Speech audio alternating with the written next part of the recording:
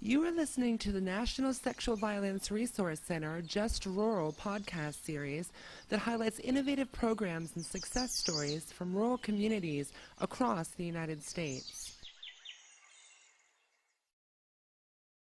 This is Cindy Simpson, Rural Project Specialist with the National Sexual Violence Resource Center.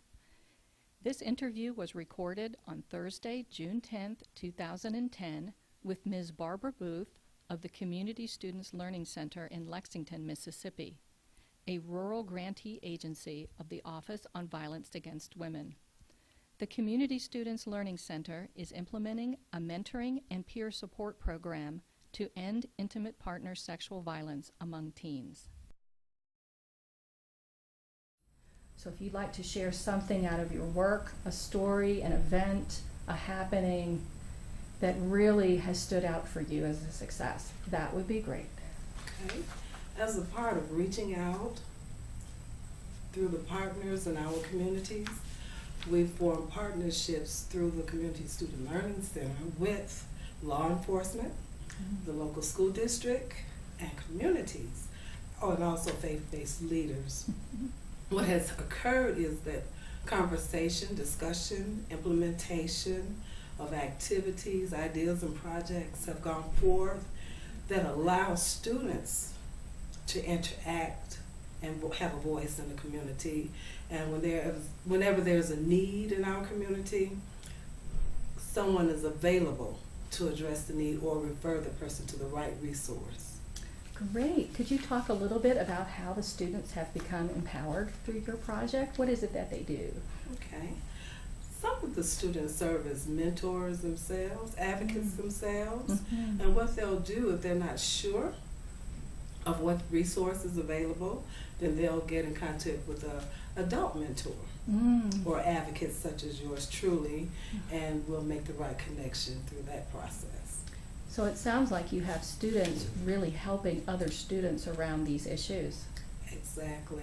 We found that the most effective tool is a student or a friend helping a friend, because students won't talk to adults sometimes, but they will discuss with their peers the issues, and the adults will then be able to refer the student to the right resource. Okay. If you could talk a little more about exactly how your program works in terms of like how the students get educated. We don't need to include this question in there. That's why I'm kind of going on at length. Okay. Sort of how it looks, sort of like what happens if you know, like how the students get educated and what kind of things they're talking to their peers about. Because your program is unique among rural grantees. Okay. Well, what happens is the students receive training about recognizing the signs of abuse and healthy relationships.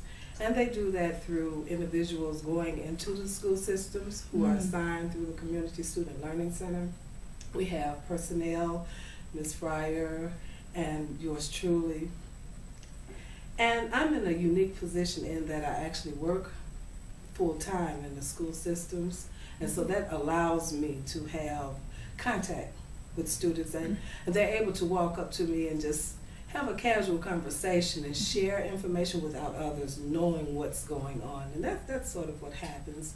We have some young men, or several young men, who are very outgoing, and the young ladies trust them, and they'll relay information to the young men, and the young men know to come to a resource person such as myself to share the information. We also have clergy who are involved in the process as well. Excellent. And once a student might be referred, what would sort of happen at that point? Like when you hear about a student who might be in need of support or intervention, what would then happen? Okay. A part of policy is that because I am a person who is required to report anything legally to the systems, what has occurred, so I just disclose that information first to the students so they can be comfortable. And if there's a situation that I think deems law enforcement, we ask law enforcement to assist us with their processes. We also work with the Department of Human Services. There are a vast number of network partners who we will contact. There's also a form that we use through the Learning Center for interview processes if necessary.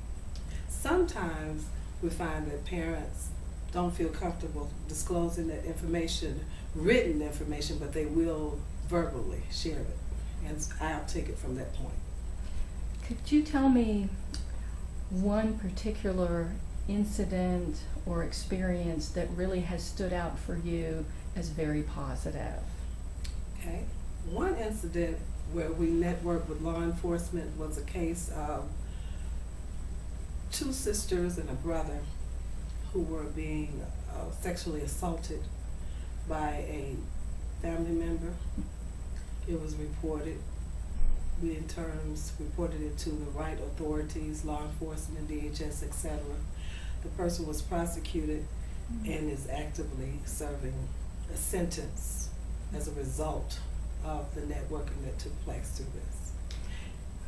And the children are receiving counseling, ongoing counseling for their needs as well. Yes, I was going to ask about the outcome for them. In fact, the student, the oldest sibling, requests for me to come over to the school and talk to her from time to time. And so it's an ongoing relationship because sometimes she wants to vent. It's basically what she likes. She needs someone, a shoulder to lean on, and so we're that supportive force for her. And what does doing this work mean for you? Wow. This work means for me, it's not work to me. It's a life experience. It's a part of my calling, and that I serve as an evangelist through my church, and my calling is to serve the needs of our communities that I see are lacking. And it's not a job, it's a life work. It's a part of my ministry. That's what I do in my ministry. And it's not a requirement, it's just something that I feel in my heart that God is telling me to do, and so I'm just responding to what He's assigned me to do. This is my assignment, so it's not a job. Thank you very much. Thank you. Thank you for sharing. Thank you.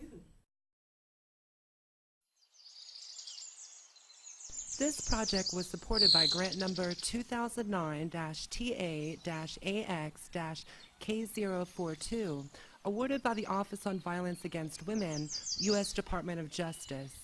The opinions, findings, conclusions, and recommendations expressed in this program are those of the authors and do not necessarily reflect the views of the Department of Justice, Office on Violence Against Women. For more information on our rural project, visit www.nsvrc.org.